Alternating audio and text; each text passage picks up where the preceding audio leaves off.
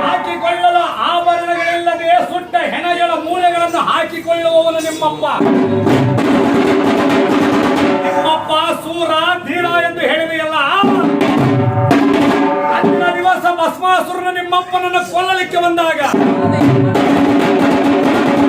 ಏಡಿಯಂತೆ ಓಡಿ ಹೋಗಿ ಮಹಾಲಿಂಗನ ಬಳ್ಳಿ ಒಳಗೆ ಅವಿತು ಕುಳಿತುಕೊಂಡನಲ್ಲ, ಅಂದು ಎಲ್ಲಿ ಹೋಗಿತ್ತೋ ನಿಮ್ಮಪ್ಪನ ಶೌರ್ಯ?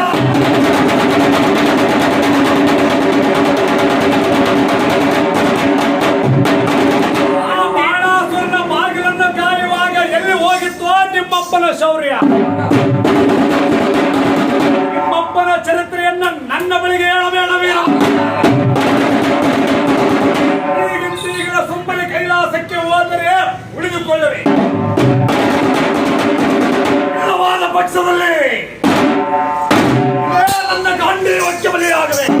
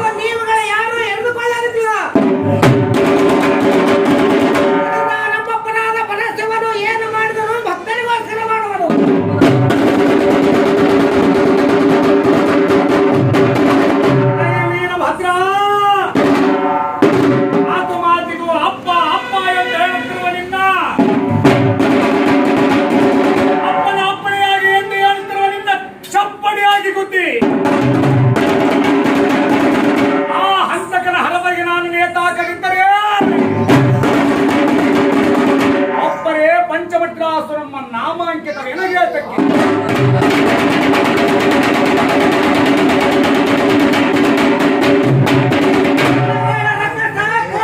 ಕೊಯ್ದುಕೊಂಡ ಮೂಗು ಮತ್ತೆ ಬರುವುದಿಲ್ಲ.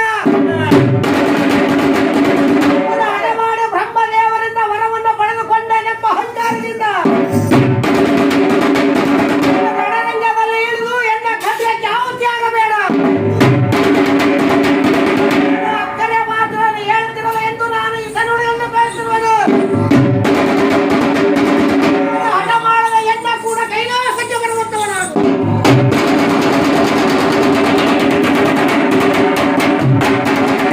ಈ ಮೂರ್ಖನಿಗೆ 100 ಕಾಲ ಬುದ್ಧಿ ಹೇಳಿದರು ಹೋರ್ಗಲ್ಲ ಮೇಲೆ ನೀರು ಸುರಿದಂತೆ.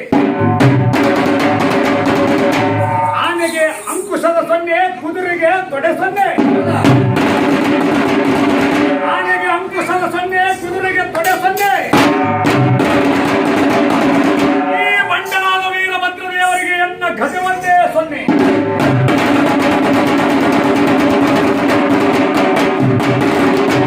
ವೀರಭದ್ರ, ನಿನ್ನ ಸಾವು ಸಮೀಪಕ್ಕೆ ಬಂದರೆ ನಾನೇನು ಮಾಡಲಿ? ನನ್ನ ಖಡ್ಗವೇನು ಮಾಡಿತ್ತು?